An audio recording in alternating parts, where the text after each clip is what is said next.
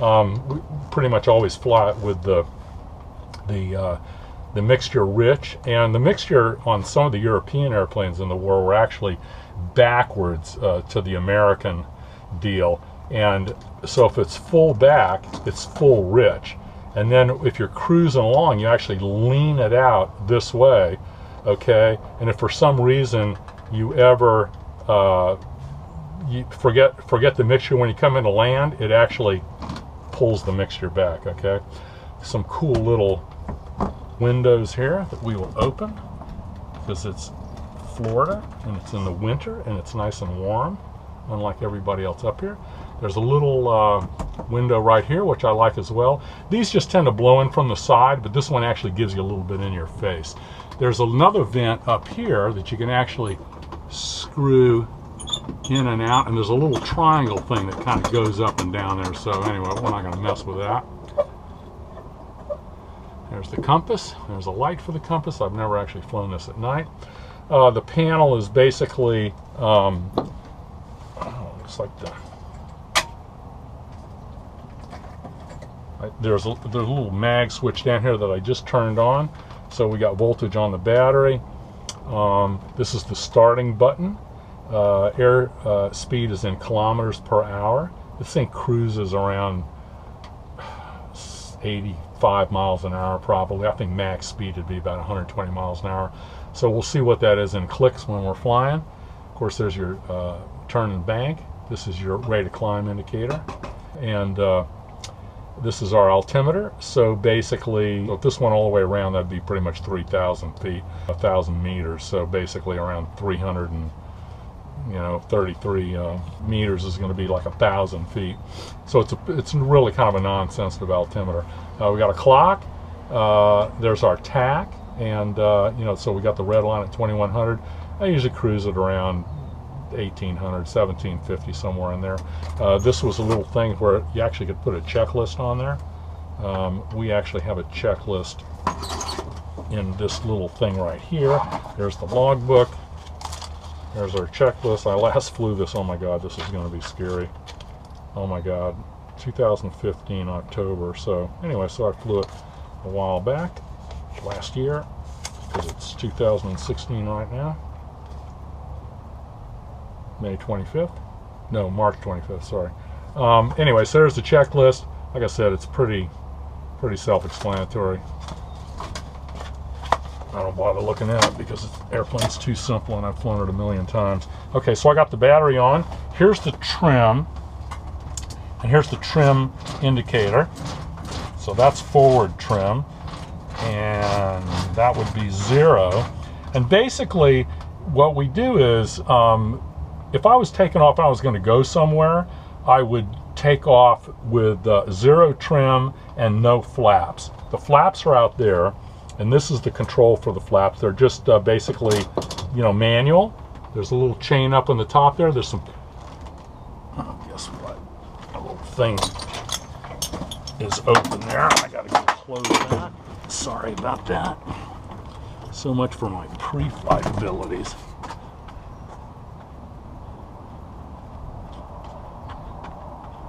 I didn't see that there. Anyway, so let's close that.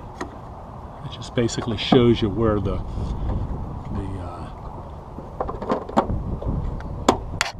we go. Okay.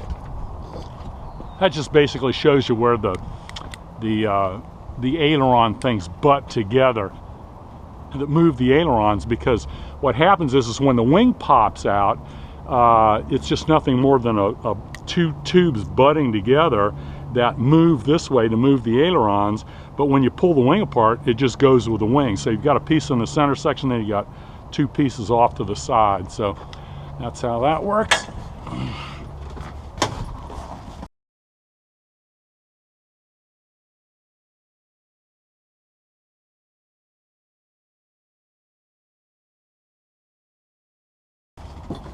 Alright, you're getting to see how I get in and out of the airplane more than normal. The pedals aren't really adjustable, but it's got toe brakes, and there we go. Grab the shoulder harnesses again.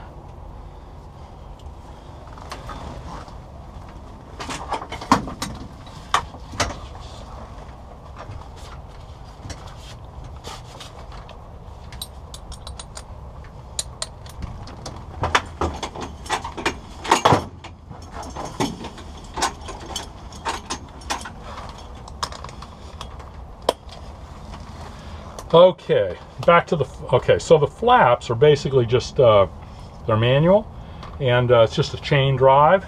They're basically out there. You can see them, and as we crank the flap handle, it turns the torque tube up there, goes out the wing, and you can see the flaps coming down, okay? Now this is interesting because you see the ailerons out there, okay? Look at this side. You see the ailerons out there. Let me crank the flaps back up. Okay, now I'm going to crank them down. Now I want you to look out there and watch the flaps down to that point. Now, here's how we move the ailerons back and forth, okay?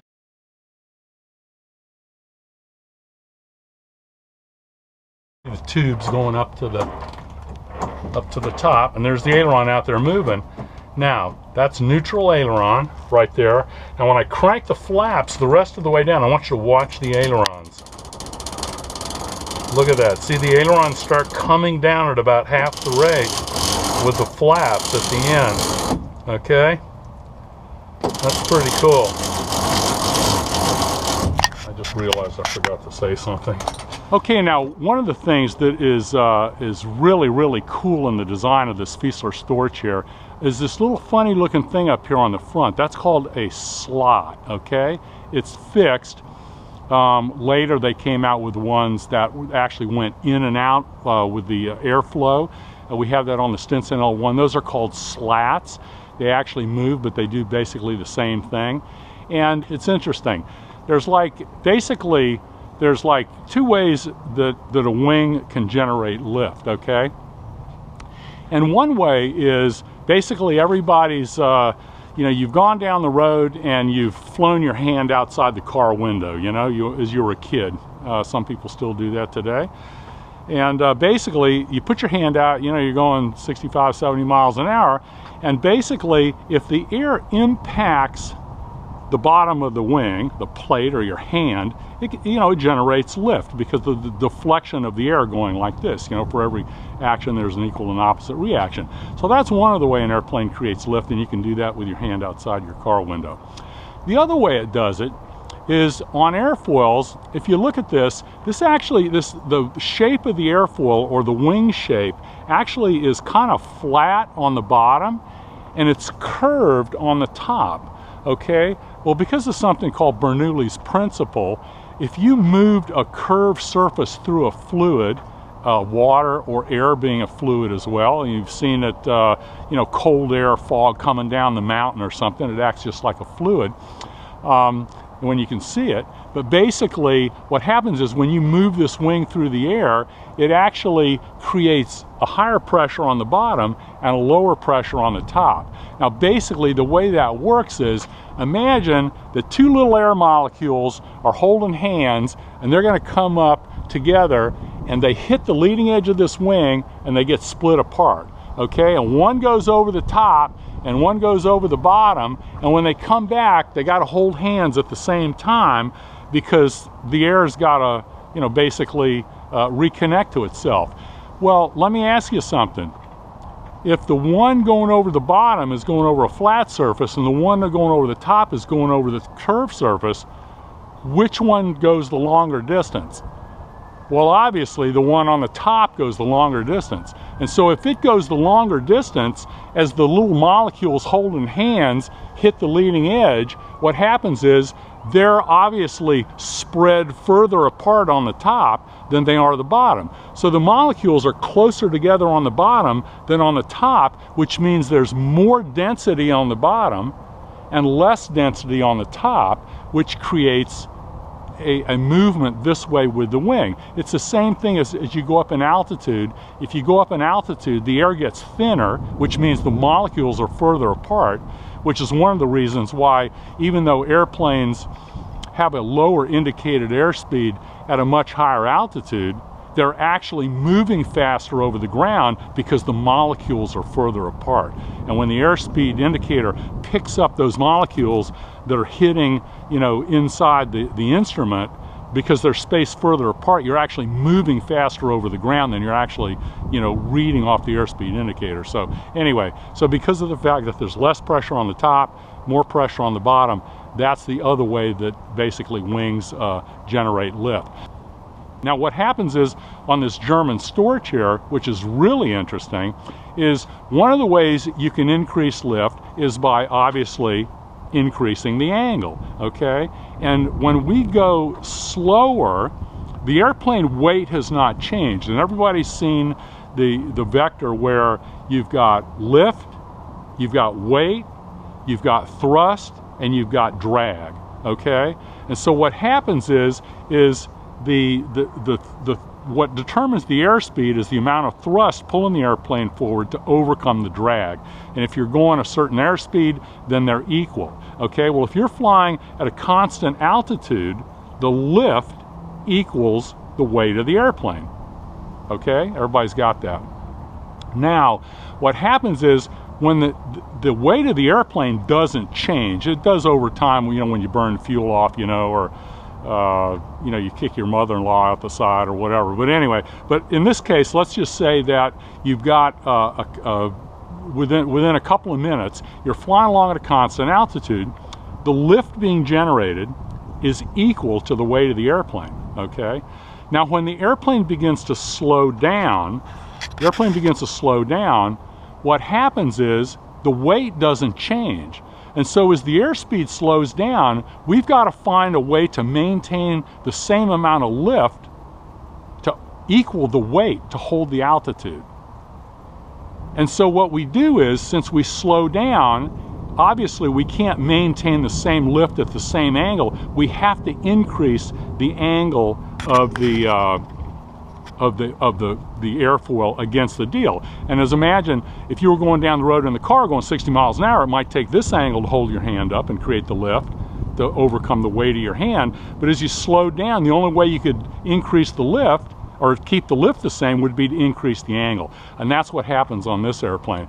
And one of the things that can happen is you either increase the angle to maintain the same amount of lift, which is required to hold altitude, or the other thing is you can increase the curvature of the wing, okay? And so what the Germans did to increase the curvature of the wing was to basically add these flaps, okay? And as you can see, when I crank the flaps down, what we just did was basically increase the curvature of this wing, which has now allowed me to increase the lift.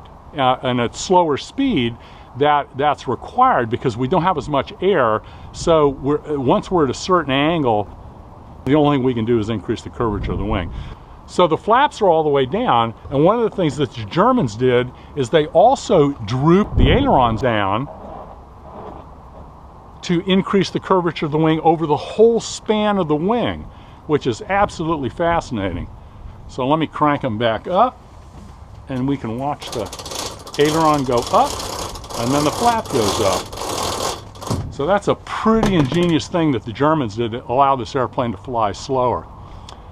Okay, after I put the airplane away and I looked at the video clip, I realized that I forgot to mention something very special about this airplane, and that's how the slots work. So basically, let's take a look at those. As I mentioned before, they're fixed. If they go in and out, like on a Stinson L1, they're called slats, but they do the same purpose. And they're designed to help the airplane fly slower. Now, if we come up here and we look at them from the side, see basically how they stick out there. And so when the airplane normally flies at a low angle, this basically just becomes part of the airflow. The air would flow over that gap there and it would flow into that, and it would just basically you know, it would almost act as if this was connected right here.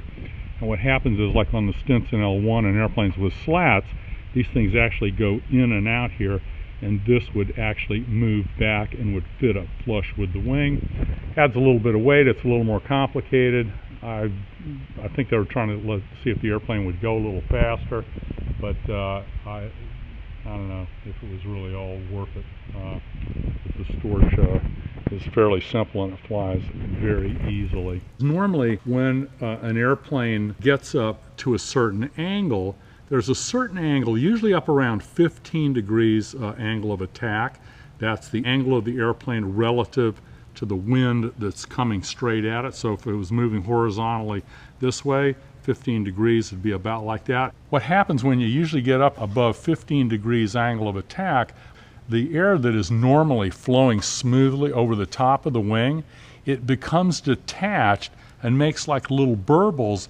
That's what's called a stall. You can actually see that like in little eddy currents in like in a stream going around, water going around a log or something like that. So it's basically what happens is the air normally flows smooth, and if the angle gets too high, then it becomes turbulent and the wing loses all its lift. That's called a stall.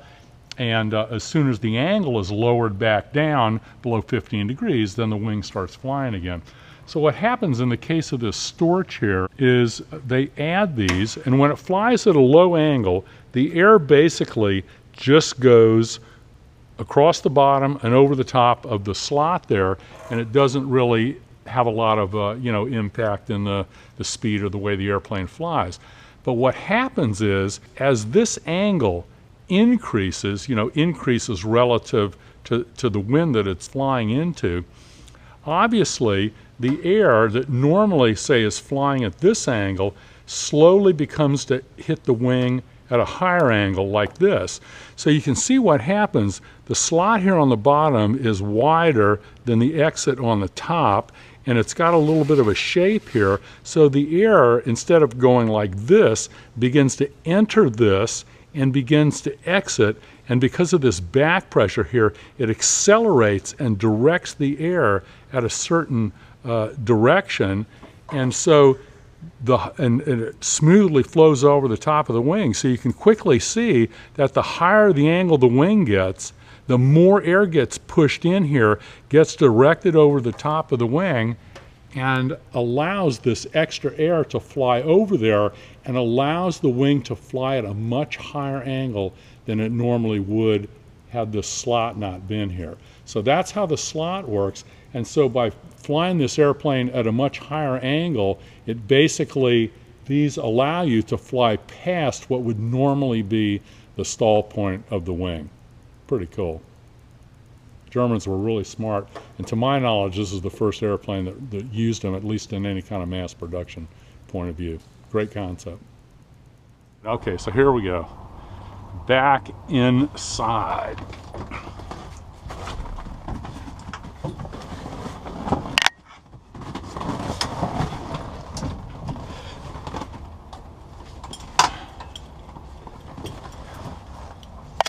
Make sure they go the right way.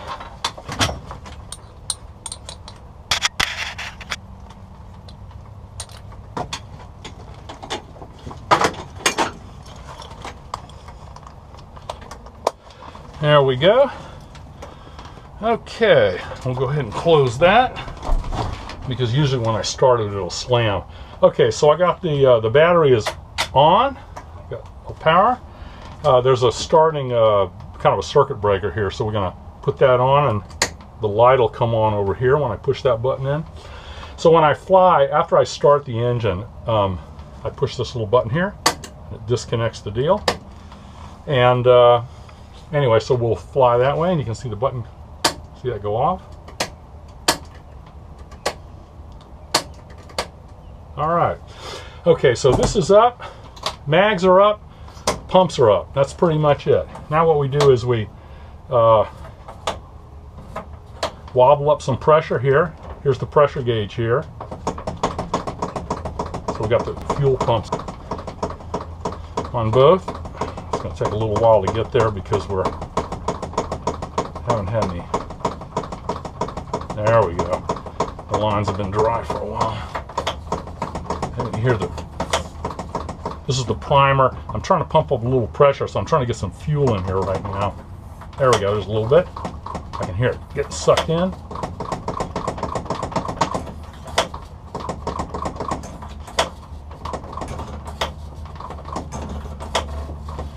All right, well, there we go. That's a good squirt right there. There we go. Now we got it. Okay, that should be plenty. Like I said, this thing's going to smoke a lot when we start. I've got a little bit of a earphones here that I'm going to go ahead and put on. I'm not sure how well you're going to be able to hear me over the engine run. So first thing we're going to be looking for is oil pressure. Okay, and so let's see if this thing will start. Clear prop. Oil pressure is up. Here's the smoke.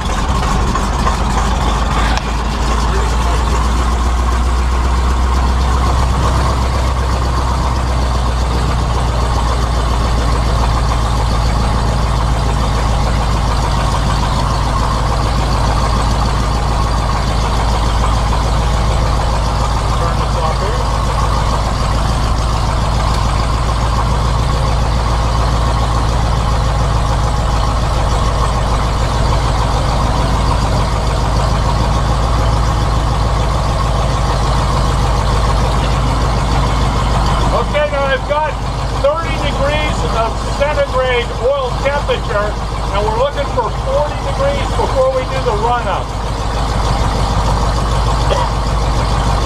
So we got fuel pressure, we got oil pressure, and we've got waiting for the temperature to come up.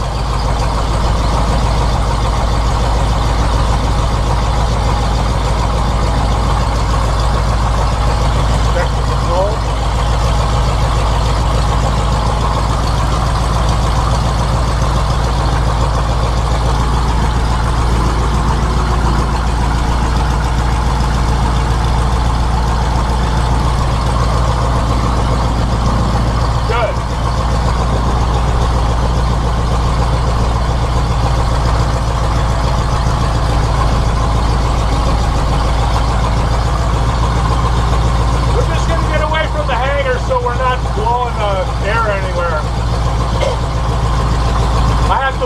I just filled the hangar full of smoke. Just kidding.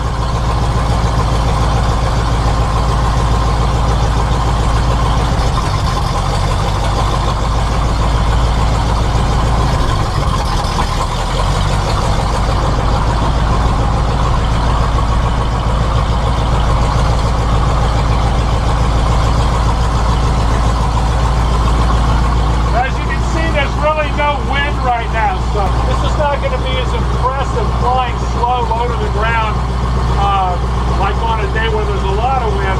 The airspeed doesn't change. The airplane can only fly so slow, but the wind can change the ground speed and make it more impressive.